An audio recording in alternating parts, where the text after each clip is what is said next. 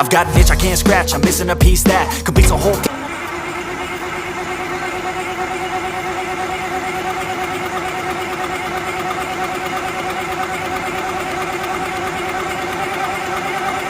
Mga boss, ito po yung video ng isang generator engine na nag-hard start at puro redondo lang at bumubuga pa ng puting kulay ng usok.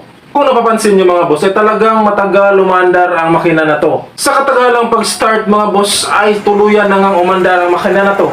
At kung mapapansin nyo, ay puno ng puting kulay ng usok ang kanyang tambutso. At saka makikita nyo mga boss, meron itong parang circle na formation ng usok or parang may nagre-ring para katulad ng beep mga boss, no? At saka kung maririnig nyo ang tunog nito mga boss is para itong may nagmamartilyo sa loob at sobrang mausok ito mga boss.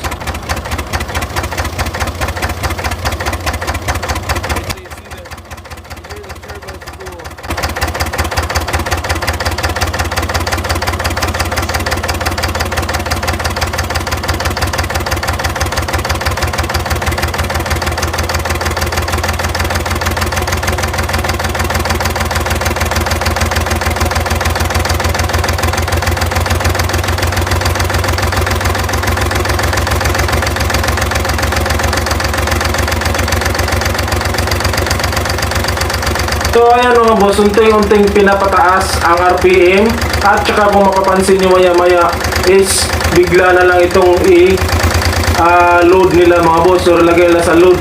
So ayan mga boss, oh. Yan. So biglang lumakas ang makina at saka yan mga boss, naging pino ang tunog ng andar. So sa tingin nyo mga boss, normal lang ba ito sa ganitong klase na makina? So please comment down below para malam naman natin mga boss, no? At saka sa tingin ko naman, based on my experiences, naka-encounter na rin ako ng ganitong klaseng tunog ng makina at saka ganitong klaseng formation ng usok na nagsi-circle at nagre-ring. Ang tubo na to mga boss is nandito sa kanyang piston at saka piston ring. Yung nagsi-circle ng puti mga boss ang usok dahil po yan sa basag or wasak or putol ang kanyang piston ring. Yung tipong wasak na wasak talaga mga boss ang piston ring. Meron din pong tendency mga boss na dahil po yan sa naputol or nabungi lahat ng piston groove. Kaya nagkaganyan ang formation ng usok sa kanyang exhaust. Based na rin sa kulay ng usok, during cold start niya mga boss is sobrang mausok talaga ang makina at puting-puti. Hindi talaga normal, no? At saka dagdagan mo pa sa kanyang tunog, hindi ko talaga masabi na normal lang ba ito sa kanya. So meron talaga tong karamdaman ang makina na to.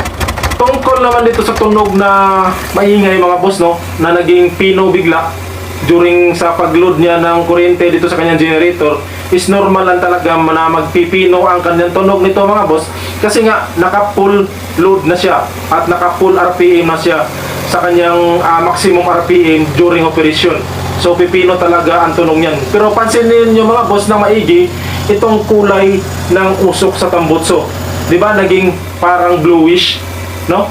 Tingnan niyo mga boss, slow mo natin.